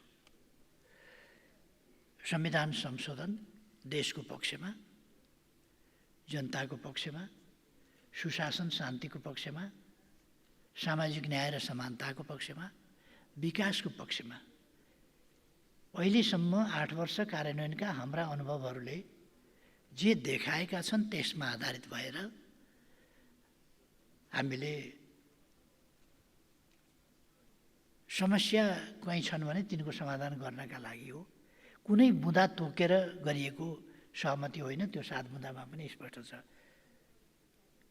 संविधान संशोधन सम्बन्धी त्यसमा जुन कुरा उल्लेख छ त्यही आधारले पनि स्पष्ट गरेको छ। तसर्थ दुईटै दलले पनि र सरकारले पनि र मैले व्यक्तिगत तवरमा पनि यस सम्बन्धमा पटक पटक स्पष्ट पारिसकेका छ। त्यसकारण मैले यसमा थप केही भन्नुपर्छ जस्तो लाग्दैन। यो रसाकसी लुच्छाचुडीको विषय होइन। हामीले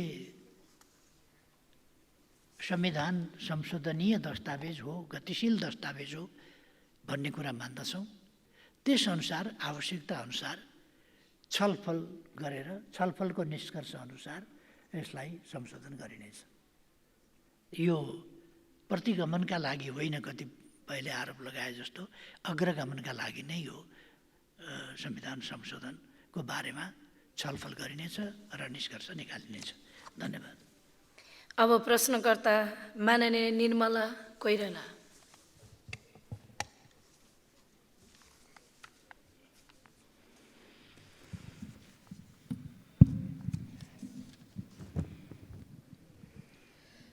सम्माननीय सभामुख महोदय, म सभामुख मार्फत सम्माननीय प्रधानमन्त्री समक्ष केही प्रश्न राख्ने अनुमति चाहन्छु।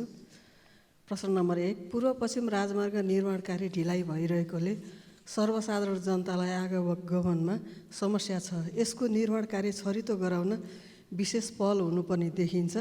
यसबारे स्पष्ट पारिदिनुहुन्छ कि? प्रश्न नम्बर 2 मा पूर्व पश्चिम राजमार्ग वरपरका खहरे खोलाहरूमा आउने बाढी र पहिरोले राजमार्ग पुल समेतलाई प्रभावित पार्ने देखिन्छ। खहरे खोलामा तटबन्ध गर्ने र नदीजन्य पदार्थ व्यवस्थित उत्खननबारे सरकारको योजना के छ? जस्तै लालबकैया, रातु खोला लगायतका साना ठुला खहरे खोलाहरूमा असर प्रष्ट देखिन्छ। धन्यवाद।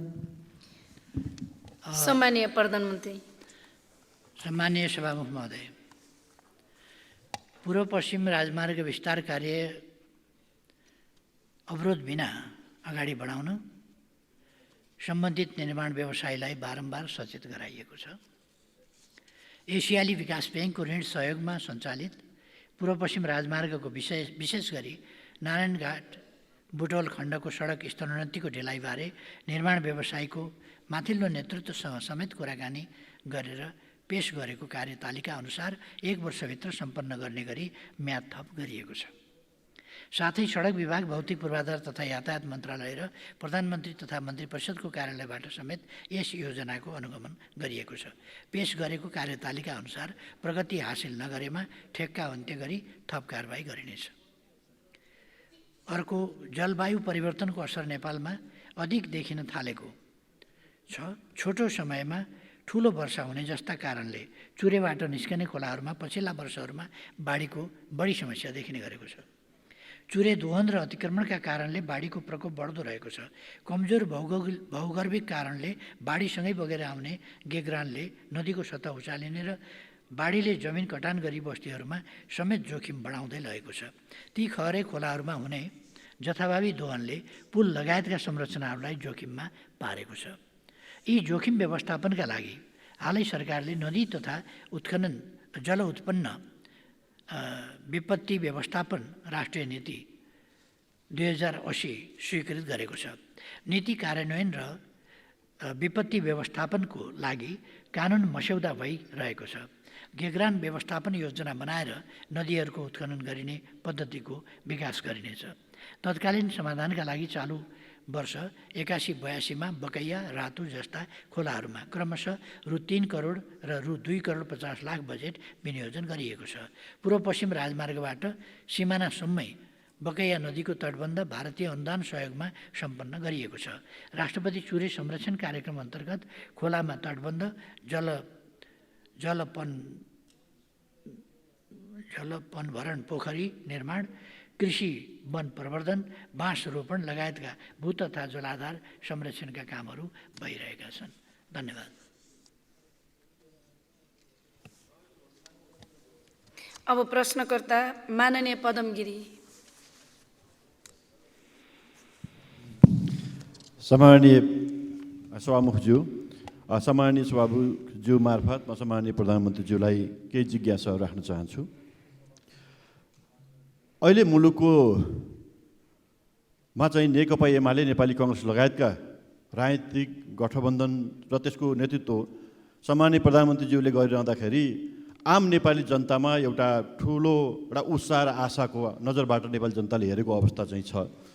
र विगतको चित्र हेर्ने हो भने सम्माननीय सभामुखज्यू, आर्थिक वर्ष 2080-81 को चित्रलाई हेर्ने हो भने नेपाली जनतामा निराशा व्याप्त छ भन्ने कुरा यसले देखाउँछ। सम्माननीय सभामुखज्यू, खास गरी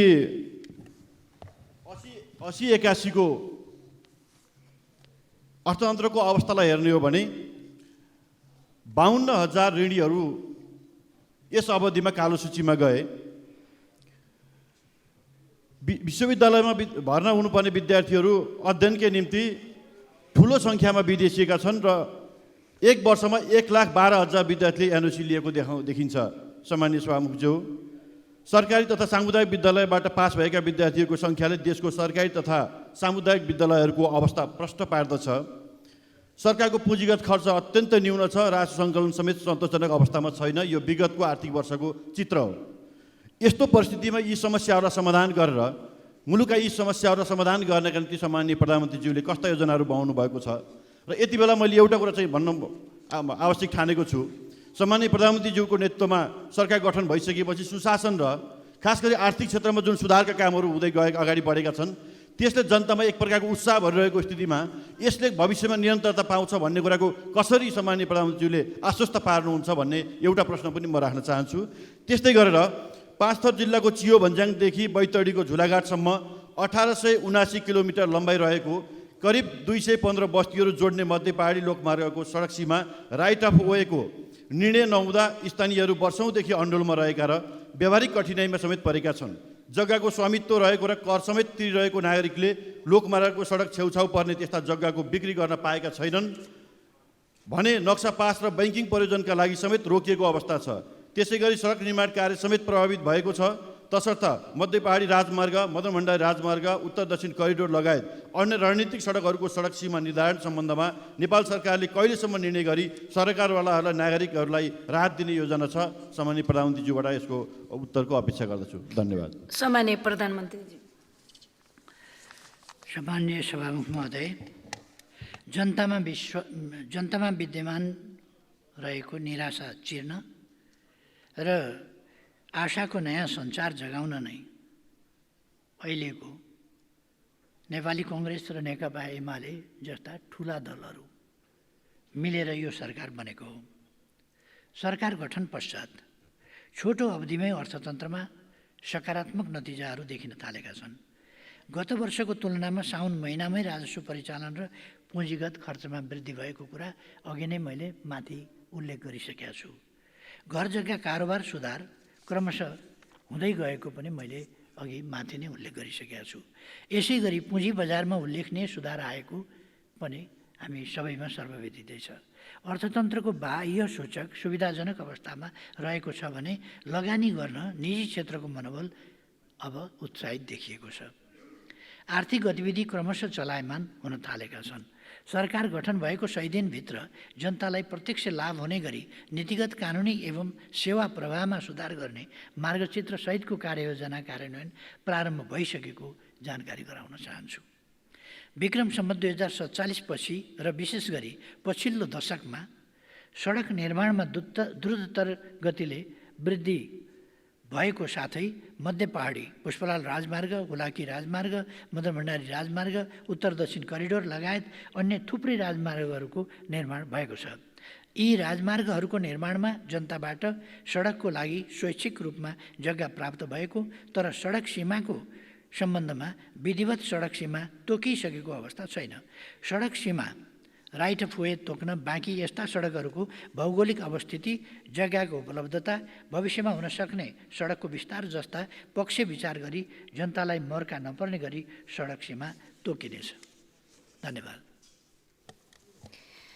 अब प्रश्नकर्ता माननीय निशा डाङ्गे।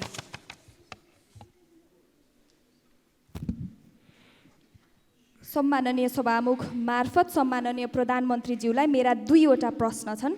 पहिलो प्रश्न, प्रधानमन्त्रीज्यूले अर्थतन्त्र चलायमान बनाउने र कैयौँ युवाहरूलाई रोजगारी सृजना गर्ने सपना देखाएर मेरो गृह जिल्ला र सम्माननीय प्रधानमन्त्रीज्यूकै निर्वाचन क्षेत्र समेत रहेको झापाको दमकमा दमक भ्यू टावर निर्माण गर्नुभएको छ। विभिन्न सञ्चार माध्यमहरूका अनुसार उक्त टावर निर्माणको लागत अरबौँ रुपैयाँ बराबरको छ भन्ने सुनिन्छ। उक्त टावरको यकिन लागत कति हो प्रधानमन्त्रीज्यू जानकारी गराइदिन म विनम्र अनुरोध गर्न चाहन्छु। र उक्त टावर निर्माण सुरु गर्दा के कति योजनाका साथ सुरु गरिएको थियो, निर्माण सम्पन्न भइसक्दा पनि किन सञ्चालनमा आउन सकेन, यसरी नै सञ्चालनमा आउन सकेन भने अबको 2-4 वर्षमा त्यो भूतघर बन्छ कि भन्ने डर पनि उत्पन्न हुन थालिसकेको छ। त्यसैले त्यो टावरमा गरिएको लगानीलाई अर्थपूर्ण बनाउन र दिगो रूपमा सञ्चालन गर्न सरकारसँग के कस्तो योजनाहरू छ स्पष्ट पार्दिन पनि म प्रधानमन्त्रीज्यूलाई विनम्र अनुरोध गर्न चाहन्छु।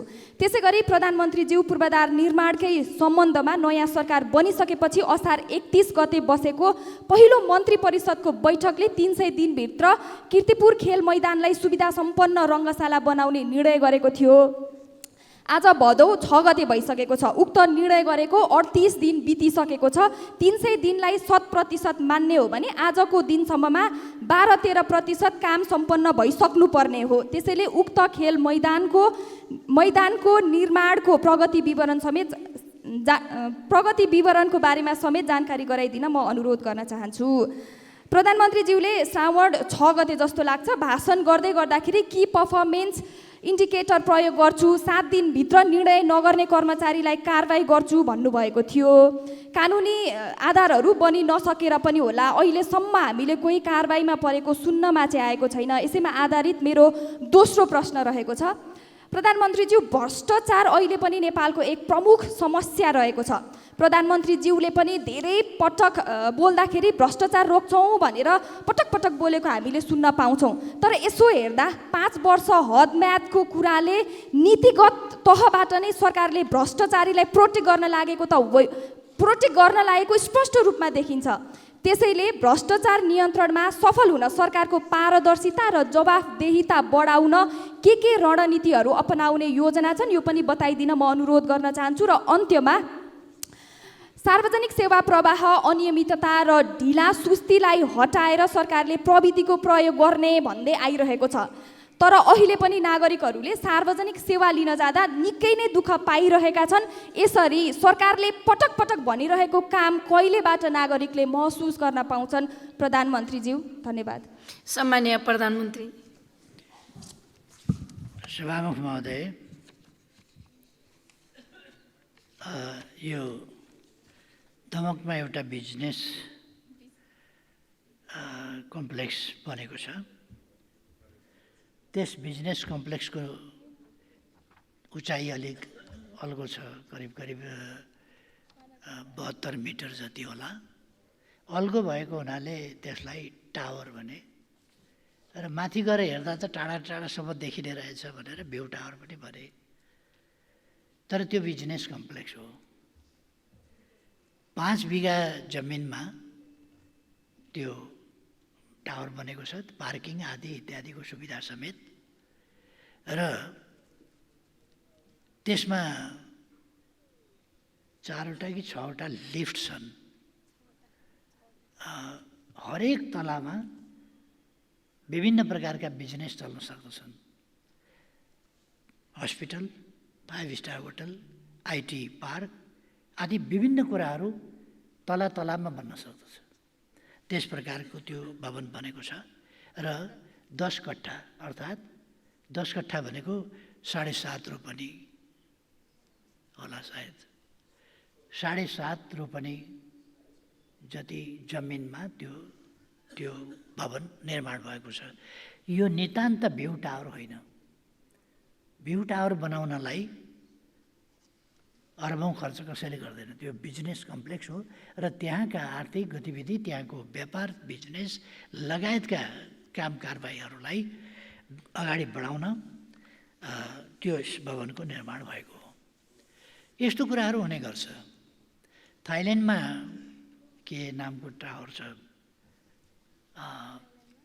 अहिले मैले ठ्याक्क नाम बिर्सेँ। त्यो टावर बनाउँदा त्यहाँको सरकारले गाली खायो। त्यस्तै मलेसियामा ट्विन टावर बनाउँदा महातिरले बेसरी गाली खाए। यस्ता अलगा भवन किन चाहियो भनेर अहिले त्यो बिजनेस सेन्टरको रूपमा भएको छ। अमेरिकाले उहिले नै दुईटा जोडेको ट्विन टावर भनिन्थ्यो। त्यस्ता टावरहरू बनाएको थियो जो वर्ल्ड ट्रेड सेन्टर भनेर बुझिन्थ्यो। ट्रेड सेन्टर यसलाई बिजनेस कम्प्लेक्सको रूपमा जुन बनाएको छ त्यसलाई हालका लागि झापा ट्रेड सेन्टर भनेर बुझ्नु भए पनि हुन्छ। त्यस टावरको लागत रु 1 अर्ब 79 करोड 48 लाख रहेको छ। त्यो राम्ररी तयार भइसकेपछि त्यसको सञ्चालन विधि बनाएर त्यसको राष्ट्रिय र स्थानीय लाभ अनुसार त्यसलाई विधिवत सञ्चालन गरिनेछ।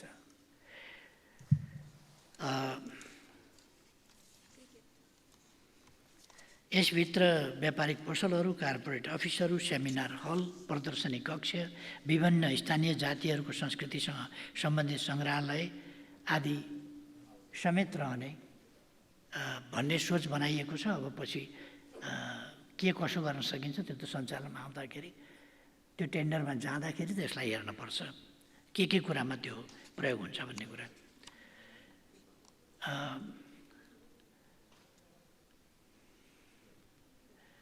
यसले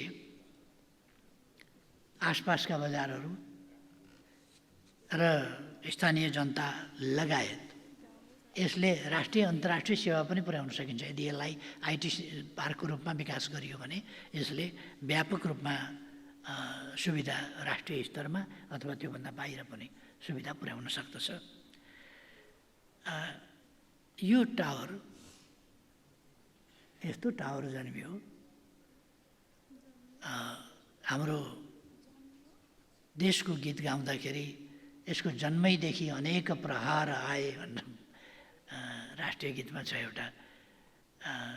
यो जन्मिँदै यसका विरुद्ध अनेकौँ प्रहार आए भने जस्तै यो टावर कोही टेलिभिजनहरू खिच्न गए, कोही के गर्न गए, कोही छिमेकी सुकुम्बासीलाई यो यत्रो घर ठुलो बनेको अलिक परका सुकुम्बासीलाई यत्रो घर बनाएको छ यहाँ बस्न पाउनुभयो तपाईँले भनेर सोधेको छ। सुकुम्बासीको व्यवस्थापनका लागि त त्यो थिएन, त्यो त अर्कै व्यवस्थापन गर्नुपर्छ त्यहाँको सुकुम्बासीका लागि। तर त्यो घर के बन्यो, टावर टावर टावर टावर कसैको निम्ति त्यो व्यवसाय नै जस्तो हो, त्यसको विरोध गर्ने कुरा। त्यो एउटा दीर्घकालीन लाभको विषय हो र त्यो एक ढङ्गले भूकम्प प्रतिरोधक दह्रो ढङ्गले बनाइएको छ र त्यसको जग 45 मिटर तलसम्म गएको छ र अत्यन्तै दह्रो बलियो गरी बनाइएको छ र त्यो सयौँ वर्षसम्म त्यसले प्रतिफल दिइरहनेछ। त्यसकारण यसमा म स्पष्ट गर्न चाहन्छु, यसमा केही लगेर बालुवामा पानी हाले जस्तो या खोलामा लगेर अलिकति दुध मिसाइदिए जस्तो केही अनावश्यक चिज पो गरेको हो कि भन्ने मान्यज्यूलाई र मान्यज्यूहरू कसैलाई पनि र देशैलाई पनि यो भ्रम नपरोस्। यो खास यस्ता कुराहरूले देशको अर्थतन्त्रलाई माथि बढाउने, आधुनिकतालाई माथि बढाउने काम नै गर्छन्। अन्तर्राष्ट्रिय रूपमा पनि हामीले यस्ता अनुभवहरू देखेका छौँ र बस्नकै लागि भनेर बनाए जस्तो मात्रै होइन, यस सन्दर्भमा कारोबार गर्नका लागि बनाइएको हुनाले त्यो कारोबार सुरु भएपछि प्रतिफल दिन्छ। त्यसै गरी मान्यज्यूले कीर्तिपुर रङ्गशाला निर्माणको प्रगति विवरण माग गर्नुभएको सम्बन्धमा खेल मैदानलाई 300 दिनभित्र रङ्गशाला बनाउने गरी द्रुत गतिमा काम गर्न मेरो नेतृत्वको मन्त्री परिषदको पहिलो बैठकले निर्णय गरेका थियो, यहाँले उल्लेख गर्ने भएको छ। सोही बमोजिम पहिलो 300 दिनमा अति आवश्यक पूर्वाधार र सुविधासहित अन्तर्राष्ट्रिय क्रिकेट सञ्चालन गर्ने गरी निर्माणको तयारी गरिएको छ। यो सजिलो काम होइन। हिसाब गरेरै मैले कि यो सुस्त गतिमा भन्ने भने यो 3 वर्षभन्दा बढी समय लाग्ने काम हो। यो स्वाभाविक गतिमा जान दिने हो भने 300 दिन के 3 वर्षभन्दा बढी समय लाग्छ यस्तोमा। तर हामीले अहिले तत्कालै फ्लड लाइट, स्कोर बोर्ड यिनीहरूको स्थापना गरिहाल्छौँ र त्यहाँ कमसेकम राति पनि खेल्ने अभ्यास हाम्रा खेलाडीहरूको पहिलोपल्ट नेपालमै क्रिकेट खेलाडीहरूले राति पनि खेल्ने अभ्यास गर्न थालिहाल्नुहुनेछ अब केही समयभित्रै। यो ठुलो परिवर्तनको कुरा हो कि फ्लड लाइट अब धेरै समय लाग्दैन। यो फ्लड लाइट हामी सम्भवतः यो लगभग अलिक छोटै अवधिमा, यो 3 महिनाको अवधिमा भ्याइन्छ भ्याइँदैन, तर आसपासमा यो 3 महिनाको कार्य प्रगति भनेका छौँ हामीले, त्यसको आसपासमा फ्लड लाइट र स्कोर बोर्डहरू तयार गर्न सक्ने गरी काम गरेका छौँ। यसका लागि सम्पूर्ण समय 24 आवर 3 सिफ्टमा काम गर्नु पर्ला र अत्यन्तै तीव्र गतिमा काम गर्नु पर्ला, अनि मात्रै यो काम पुरा गर्न सकिन्छ भन्ने आकलनका साथ र ढिलो नगर्ने। साँच्चै मरिमेटेर लाग्यो भने 300 दिनमा सम्भव छ कि छैन भन्दा 300 दिनमा सम्भव छ, यदि त्यसमा साँच्चै गर्छु भनेर लाग्यो भने भन्ने हिसाब गरेर मैले भनेको हुँ।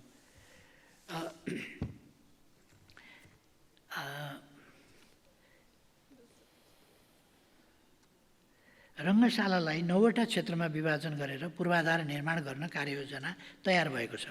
हालसम्म रङ्गशाला क्षेत्रको टोपोग्राफी सर्वे गर्ने कार्य सम्पन्न भएको छ। अवधारणा नक्सा तयार गरेर संरचनाका लागि डिपिआर तयार गर्ने, खरिद प्रक्रिया र निर्माण कार्य द्रुत प्रक्रियाबाट सम्पन्न गर्ने गरी तयारी गरिएको छ। यो जुन दिन भन्यो त्यसै दिनबाट सुरु गर्न सकिँदैन, त्यो सुरु गर्नका लागि त्यसका प्रक्रिया हुन्छन्। डिपिआर तयार गर्नु पर्यो, डिजाइन तयार गर्नु पर्यो, यो सबै टोपोग्राफिक सर्वे गर्नु पर्यो। यी सबै कुरा गरेपछि मात्रै बल्ल हामी यसको निर्माणका निम्ति र खरिद प्रक्रियाका निम्ति व्यवस्था गरेर मात्रै यसलाई अगाडि बढाउन सक्छौँ। त्यसकारण आज भदौ 6 गते बिर्सियो कि भन्ने कुरा होइन, सम्झिराखेको छ। अझ मान्यजीले सम्झाउनु भयो, धन्यवाद छ। हालसम्म रङ्गशाला क्षेत्रको टोपोग्राफी सम्पन्न भएको छ।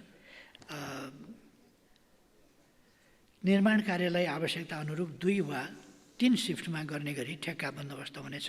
यस कार्यका लागि अर्थ मन्त्रालय, शिक्षा विज्ञान तथा प्रविधि मन्त्रालय, युवा तथा खेलकुद मन्त्रालय, शहरी विकास मन्त्रालय र अन्य सरकारवाला सबै निकाय पूर्ण परिचालन भएका छन् र प्रधानमन्त्री तथा मन्त्री परिषद कार्यालयले आवश्यक संयोजन गरिरहेको छ।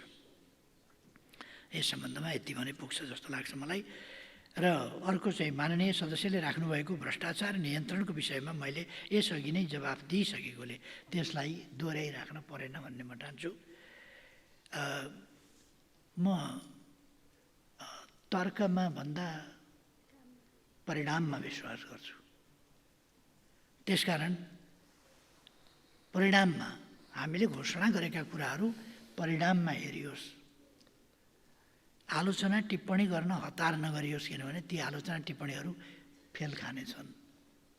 त्यसकारण परिणाम हेरियोस्। भ्रष्टाचार नियन्त्रणको सन्दर्भमा हामी कदम चाल्छौँ कि चाल्दैनौँ, काम अगाडि बढाउँछौँ कि बढाउँदैनौँ, रोक्छौँ कि रोक्दैनौँ भ्रष्टाचार, या रोक्ने प्रयासलाई प्रभावकारी ढङ्गले अगाडि बढाउँछौँ कि बढाउँदैनौँ, यो कुरा हेरियोस्।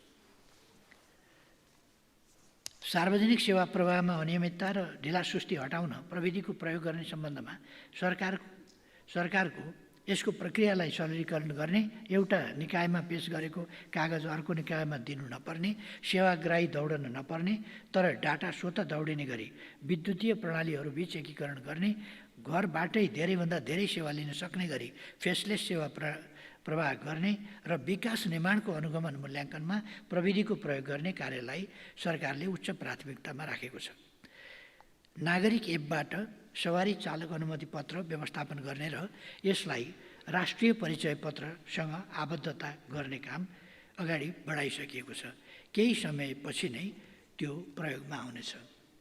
हामी केही छोटो समयभित्रै, यो मान्यज्यूका प्रश्नहरूको त जवाफ सिद्धियो, तर सबै मान्यज्यूको प्रश्नहरूलाई पनि समेटेर म भन्न चाहन्छु, केही दिनभित्रै फाइल कहाँ छ भन्ने कुरा, कुन मन्त्रालयमा गएर कसको टेबलमा फाइल अड्किएको छ भन्ने कुरा स्वतः जानकारी हुने गरी त्यस्तो हामी सिस्टम डेभलप गर्दैछौँ अब। र 3 दिनभित्र कुनै पनि मन्त्रालयले फाइल रोक्न नपाउने, त्यसलाई 3 दिनभित्रै अगाडि बढाइसक्नुपर्ने, त्यो पनि हामीले जारी गर्दैछौँ। त्यसै गरेर अर्को एउटा कुरा, शिक्षाको क्षेत्रमा अघि काफी कुराहरू चलेको थियो। शिक्षाको क्षेत्रमा म भन्न चाहन्छु, यस वर्ष 52% एसई दिने विद्यार्थीहरू फेल भए। 50%भन्दा माथिकै सङ्ख्या रह्यो फेल हुने 12 कक्षामा पनि। यो खालको कुरा, यो बाध्यता हो, व्यवस्था हो, अवस्था यस्तै छ भनेर चुप लागेर बस्न सकिने विषय होइन। यस विषयलाई हामी तुरुन्तै नै कदम चाल्नेछौँ कि अर्को वर्ष 52% होइन, 30% भन्दा माथि कमसेकम एकै वर्षमा पनि 20% कमसेकम असफल हुने विद्यार्थीहरूको सङ्ख्या घटाएर छोड्ने, त्यो मैले चाहिँ प्रतिबद्धता लिएको छु। यसका निम्ति काठमाडौँबाट र विभिन्न प्रादेशिक केन्द्रहरूबाट समेत कहाँबाट हुनसक्छ हामी अनलाइन पढाइ मार्फत English, math, optional math, science र सोसियोलोजी जस्ता विषयहरूको पढाइ अनलाइनबाट पनि दिनेछौँ, जसले गर्दा यिनै विषय हुन् विद्यार्थी फेल हुने। अहिलेदेखि हामीले ती विषयहरूमा गुणस्तरीय शिक्षा यहीँबाट उपलब्ध गरायौँ भने त्यहाँ गुणस्तरीय शिक्षक पाइएन अथवा राम्रो स्तरीय शिक्षक पाइएन, दक्ष शिक्षक पाइएन भन्ने समस्याको पनि हल हुन्छ। र मुख्य कुरा, विद्यार्थी फेल हुनमा शिक्षकले आफ्नो या त ज्ञानको कमी वा ज्ञान सम्प्रेषण कलाको कमीको कारणले विद्यार्थी फेल हुन्छन् मुख्य रूपमा। यो कुरालाई हामी समाधान गर्छौँ र 1 वर्षमै नतिजा कसरी उल्लेख्य सुधार ल्याउन सकिन्छ भन्ने कुरा पनि हामी हेर्छौँ। हामी खालि कुरा मात्रै गरिराखेका हुँदैनौँ। र म मान्यजीहरूलाई भन्न चाहन्छु, मेरो निर्वाचन क्षेत्रका विद्यार्थीहरूलाई मैले अनलाइन शिक्षण सेवा उपलब्ध गराएको छु। त्यसकारण त्यो कुरालाई अब म सरकारमा आइसकेपछि देशभरि फैलाउन सकिन्छ भन्ने ठान्छु र देशभरि यसलाई फैलाइनेछ। अब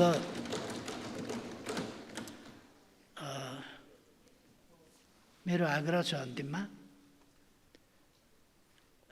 यति लामो प्रश्नोत्तर अलिक चलाउनु हुँदैन पार्लियामेन्टमा, र प्रश्न पनि यति लामो प्रश्नहरू चाहिँ अलिक हुनु हुँदैन।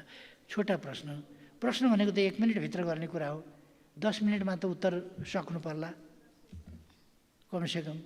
अब 3 मिनटमा उत्तर सक्ने, 1 मिनटमा प्रश्न सक्ने त हुनुपर्छ नि। अब 10 मिनट प्रश्नमै लाग्यो भने आज 13वटा प्रश्नको जवाफ दियो। 13वटा प्रश्नलाई कति लाग्यो समय? 2.5 घन्टा लाग्यो होला। अब यत्रो समय प्रश्नोत्तर र आधा प्रश्नकर्ताको आधा जवाफकर्ताको, कतिवटा त प्रश्नै छैन। म आग्रह गर्न चाहन्छु, प्रश्न नै गरौँ र जवाफकै रूपमा दिन पाइयोस्। धेरै धेरै धन्यवाद। मान्य सदस्यहरू,